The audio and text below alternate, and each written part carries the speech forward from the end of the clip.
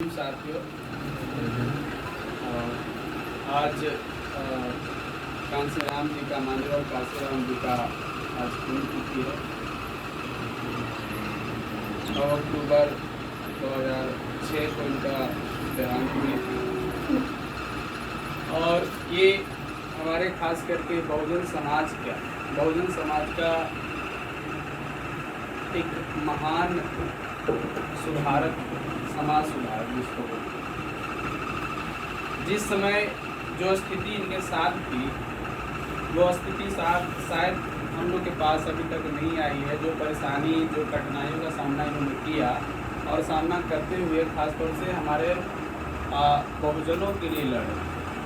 SC, ST, OBC के जो लोग हैं, जो पिछड़ी जाति के हैं, उनके लिए खासतौर से इन्होंने ये लड़ाई लड़ी और जाकर के लड़ाई लड़ने के बाद हमारी स्थिति जो पहले की अपेक्षा जो अब है काफ़ी ज़्यादा अच्छा है।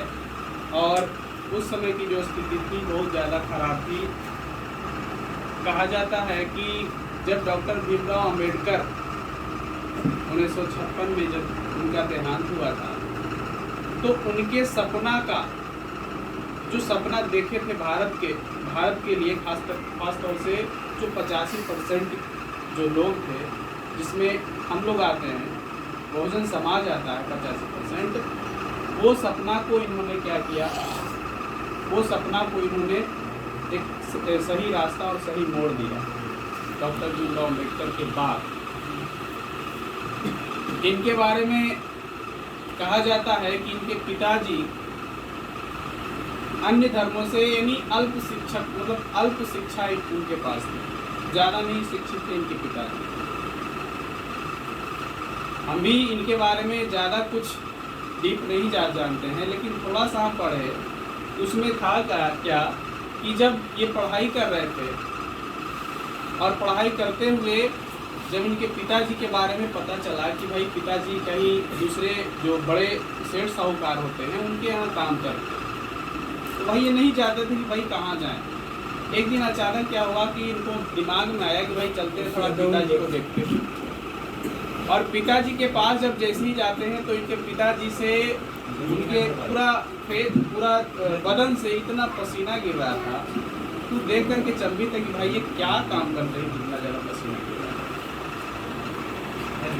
तो वो गुलामी की जंजीर में जकड़े हुए इनके पिताजी, वो गुलामी की जंजीर जिसके बारे में अगर संघर्ष न करते तो आज हम लोग भी वो गुलामी की जंजीर में जकड़े रहते। क्या कर रहे थे कि 2 सेठ था, पति पत्नी था और आराम से घर में सो रहा था, और इनके पिताजी क्या कर रहे थे, रस्सी खींच रहे थे और पंखा, बड़ा सा पंखा होता था पहले, ये पंखा इस तरीके से नहीं होता था, वो रस्सी खींच रहे थे बार बार ताकि अंदर का जो सेठ सो रहा है वो उठ न जाए, जाग न जाए। ठीक है, इस वजह से वो पिताजी को बार बार बोल रहे थे कि आप ये काम छोड़ दीजिए, यहाँ से चलिए। ठीक है, लेकिन उनके पिताजी बोले कि भाई अगर हम नहीं काम करेंगे तो भाई तुमको पैसा कहाँ से, तुम्हारा पढ़ाई कैसे मजबूत होगा, तुम कैसे पढ़ पाओगे, घर कैसे चलेगा, 4 बहन 2 भाई कैसे चलेगा। और उस समय की स्थिति बहुत ज़्यादा खराब, आदमी एक पैसा के लिए मरता था। तो ये स्थिति को देखते हुए कांसीराम सोचे कि भाई हमको कुछ करना पड़ेगा। तब इन्होंने आर्थिक स्थिति को सुधारने के लिए जॉब किए, और तब जाके जब आर्थिक स्थिति जब धीरे धीरे इनका सही होने लगा, तब जाके क्या होता है कि समाज पीछे चला जाता है। अब समाज भी आर्थिक स्थिति भी है, तो इन्होंने त्याग किया। इन्होंने कहा कि भाई पहले हमारा समाज है, समाज के लिए इन्होंने संघर्ष करने के लिए चल पड़े।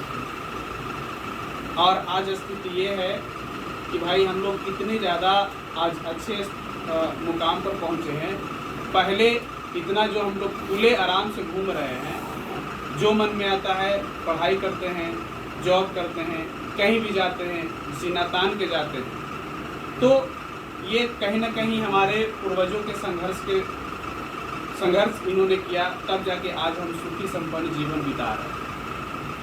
लेकिन क्या होता है, इन्होंने कहा कि भाई जाति व्यवस्था जैसे हमारे समाज में होती है, बहुत सारे होते हैं, चमार, गुसार, डोम, मुसहर, तो इन सारे लोगों को समझाते हुए कि भाई हम लोग अलग नहीं हैं, हम लोग एक।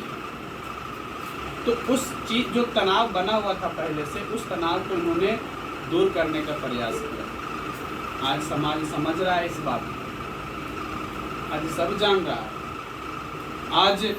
और इन्होंने और क्या किया कि जो हमारे समाज में खास तौर से जो अंधविश्वास होता है, धर्म की आड़ में जो व्यक्ति बिजनेस खोल बैठा है, जो मनुवादी है, उन मनुवादी व्यवस्था को इन्होंने क्या किया, धुतकारा। और वो मनुवादी व्यवस्था से हमारे समाज को क्या किया गया कि इन्होंने दूर करने का प्रयास किया। तब जाके आज हम लोग जान रहे हैं, नहीं तो कौन इनके बारे में, कौन लगभग लोग नहीं जानता, हमारे समाज के लोग नहीं जानते हैं, जहाँ पे इस तरह का शिक्षा नहीं मिलता। तो ये स्थिति अभी भी है कुछ %, लेकिन इस स्थिति को दूर करने के लिए हम लोग को क्या करना है, संघर्ष करना है, और संघर्ष करने की जरूरत है। तो ये व्यवस्था हम लोग को चेंज करना पड़ेगा, हम लोग को आगे आना पड़ेगा। तो यहाँ आने के लिए थोड़ी सी क्या होगी कि शिक्षा तो है ही, शिक्षा के साथ साथ हमारे अंदर में जो कम्युनिकेशन स्किल होता है, वो कम्युनिकेशन स्किल को क्या करना पड़ेगा, बिल्कुल अपनाना पड़ेगा। और जब तक वो स्ट्रांग नहीं होगा तब तक हम कुछ कर नहीं सकते। तो ये स्थिति है हमारी। तो हम लोग अगले बार से, और कांसी राम का पिछला बार भी हम लोग पुण्यतिथि मनाए थे, लेकिन वहाँ सिम्पोजी के यहाँ मनाए थे हम लोग। और इस बार हमारा एक नया टीम तैयार हुआ है, भीम आर्मी का गठन यहाँ पे किया गया है। बख्तियारपुर विधानसभा का मैं अध्यक्ष के रूप में अभी काम कर रहा हूँ। तो क्यों हम काम कर रहे हैं, क्यों हम भीम आर्मी से जुड़ गए, क्या फ़ायदा है हमें। आज हम जगमाल बिघा गए, और जगमाल बिघा में एक अपना ही समाज से एक आदमी थे, उनका डेथ हुआ था, उनका 10 कर्म था कल। तो वहाँ के कुछ लोग बुलाए, तो जब वहाँ गए तो देखे व्यवस्था बहुत ज़्यादा हमारा समाज पीछे चला जा रहा है। तो उसको बदलने के लिए हम लोग ये सारे काम कर रहे हैं, दौड़ रहे हैं, अपने स्थिति को भी देख रहे हैं, साथ साथ जैसे इन्होंने नौकरी को त्याग दिया। क्यों त्यागा, इनका नहीं ये मन में लगता था कि भाई आराम से अपना नौकरी करे, जॉब करे, अपना परिवार को चलाए, बस सीमित रहे, आराम से घर में खुश रहे। इनके भी मन में आया होगा, लेकिन सोचे इन्होंने समाज के लिए। और समाज अगर हमारा सही रहेगा तब आपको खुशी भी होगी। थोड़ा अगर घर से निकलिएगा तब लगेगा कि भाई हमारा समाज क्या है, हमारे समाज के लोग कैसे विचार के समझ में आए। लेकिन बहुत सारे ऐसे भी लोग हैं हमारे समाज से कि जो इन सारी चीज़ों को नहीं समझ पा रहे हैं, तो उनको समझाने की ज़रूरत है। और वो ज़रूरत पूरा करने के लिए आप लोगों को आगे आना पड़ेगा। और विशेष तो जब भी नहीं बोल सकते हैं, विशेष बोलने के लिए बहुत सारी बातें हैं और वो ख़त्म नहीं हो सकती है। तो मैं चाहूँगा कि जो जवान है हमारे बीच बैठे हुए, मैं चाहूँगा कि वो आए, और मैं नाम लेता हूँ अभी, वो आए और अपनी बात को बोले जो जानते हैं। ऐसा नहीं कि हमको पूरा जीवनी इनके बारे में पढ़ देना, पूरा जीवनी बता देना। हमको जीवनी पूरा नहीं बताना है, ये क्या आदमी थे, ये कैसे आदमी थे, इन्होंने क्या किया समाज के लिए, बस छोटा सा बोलना है, बस 2 मिनट बोलना है। आप अगर यहाँ आइएगा तब जाके आपके मन से जो डर है वो दूर होगा।